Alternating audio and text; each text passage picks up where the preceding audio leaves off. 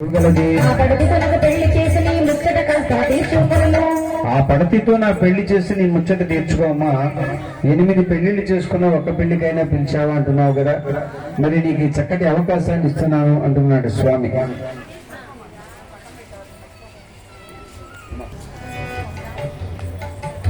రాజులతోటి వెయ్యమందగా సిరి సంపదలే లేని వారు పిల్లను అడుగా వెళ్ళిన ఎలా అడుగుతావయ్యా, నన్ను తోలనాడి పంపుతారేమో అని చెప్పేసి భయపడుతుంటే స్వామి ఏం చెప్తున్నాడు, పద్మావతి దేవి పూర్వజన్మ వృత్తాంతాన్ని చెప్తున్నాడు. అంటే ఈ పద్మావతితో ఈ శ్రీనివాసుడికి కళ్యాణం ఎందుకు జరగబోతుంది అనే విషయాన్ని తల్లికి చెప్తే అప్పుడు తల్లికి అర్థమవుతుందని చెప్తున్నాడు. చూడండి,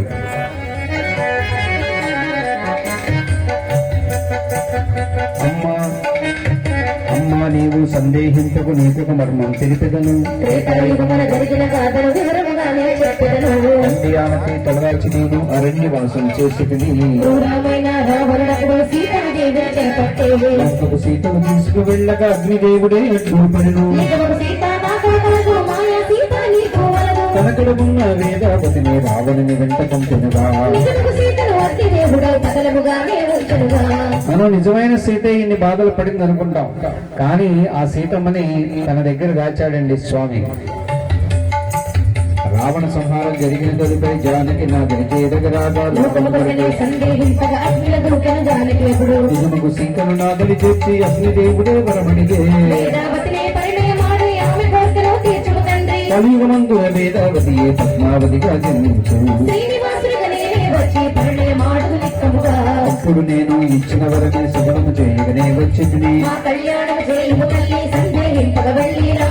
అదిగో ఎప్పుడైతే ఆ సీతమ్మతో సహా వస్తున్నారో ఆయన అడిగాడు, స్వామి మరి వేదావతిని కూడా పెళ్లి చేసుకోవయ్యా అని. ఆయన ఏమన్నాడంటే, రామావతారంలో నేను ఏకపత్ని వ్రతుడిని, మళ్ళీ మహావిష్ణువు శ్రీనివాసుడి యొక్క అవతారం అనేది ఉంటుంది, అప్పుడు తప్పకుండా ఈవిడ పద్మావతిగా వస్తుంది, నేను చేసుకుంటానని మాటిచ్చాడు.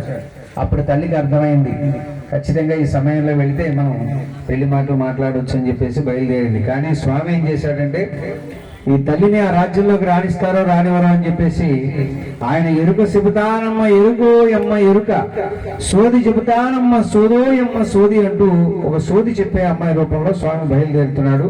శ్రీనివాసుడు ఎరుకల సాని వేషము దాల్చుట. ఒకటా మాట సాగానంది తన మనసును సనపూర్తి చేసి చెంగావి రంగు చీలను కట్టి చక్కని చుక్కల రవికను తొడిగి ఎర్రని కుంకుమ బొట్టును పెట్టి నల్లని కాటుల కన్నులు చుట్టి రంగుల గాజులు చేతికి దొరికి గల్లు కడియాలు కాళ్లకు పెట్టి అద్దములో తన అందము చూసి ముసిముసి నవ్వులు నవ్వుకొని చూడాలి. ఆ విధంగా సోది చెబుతానంటూ స్వామి రాజనగర్కి వచ్చేసరికి పద్మావతి దేవి యొక్క విరహ బాధ రాశారు అమ్మగారు. శృంగారవనమున పద్మావతి శ్రీనివాసుని చూసిన క్షణమే ఎంతటి అందమైన వాడు మరపురాని మన్మధుడెదుడు. నిరుపమోతని తలుపు నామది కలవరమాయనగా ఆటలు పాటలు అన్ని మరిచి కుండి తినదు నిద్రపోదు. బిడ్డను చూసి దిగులు చెంది వ్యాధి అనుకుని ధరణి దేవి యజ్ఞము ఎన్నో చేయించి శాంతులు ఎన్ని జోపించేయి. ఆ విధంగా ఎన్ని చేసినా కూడా మరి ఎంతమంది డాక్టర్లకు చూపించినా కూడా జ్వరం తగ్గలేదండి. ఎన్ని తాయితులో కట్టించారు. ఆ సమయంలో శ్రీనివాసుడు సోది చెబుతానమ్మా అంటూ చక్కగా ఉద్యానవనంలోకి బయలుదేరాడు. ఆ సమయం మన ఎరుకల సాని కోటగుమ్మము వద్దకు చేరి ఎరుకల సాని కేక వింటూ ధరణి దేవే పిలువానంతే చక్కని చేపలు నేలను పరిచి దాని పైన పీటను వేసి ముక్కను తీసి పక్కన పెట్టి చాటల ముత్యాలు పోయించి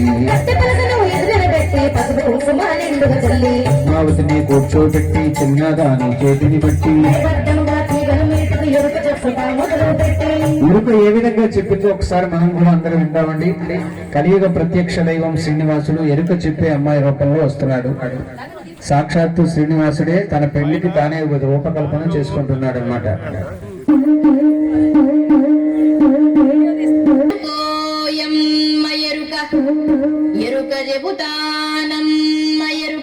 అంటూ ఉద్యానవనంలో తారాడుతున్నటువంటి ఎరుకల సాయిని పిలిచారు.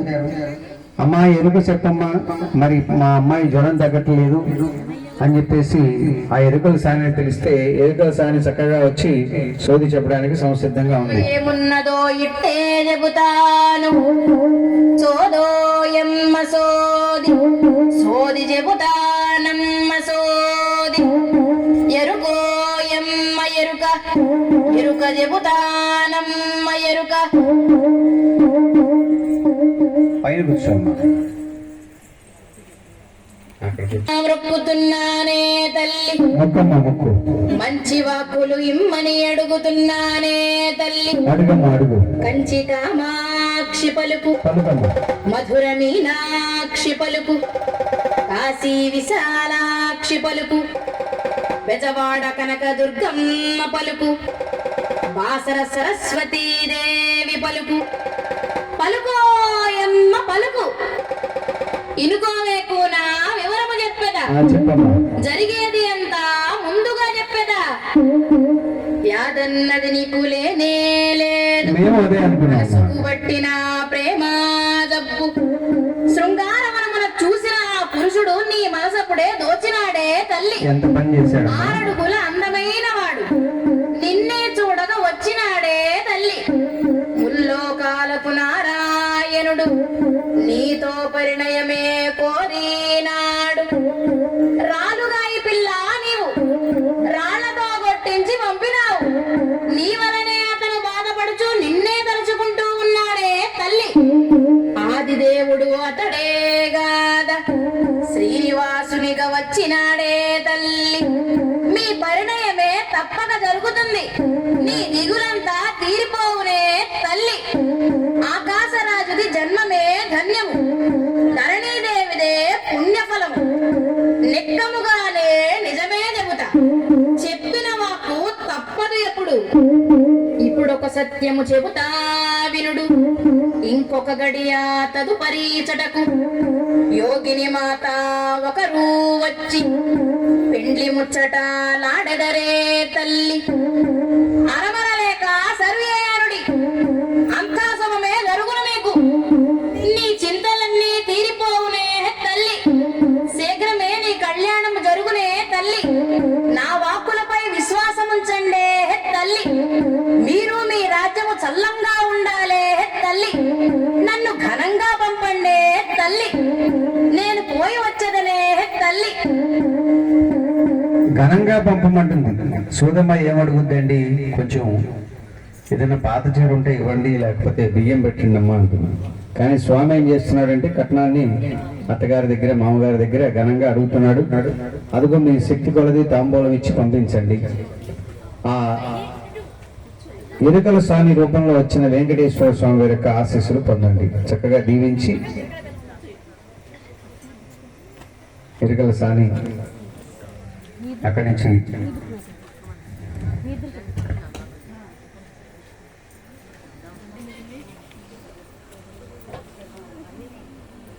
బయలుదేరి నారాయణపురమే చేరుగా ఆకాశరాజు ఎదురే వచ్చి కడు వినయముతో నమస్కరించి దంపతులు కాళ్ళు కడిగి తగురికి గౌరవించి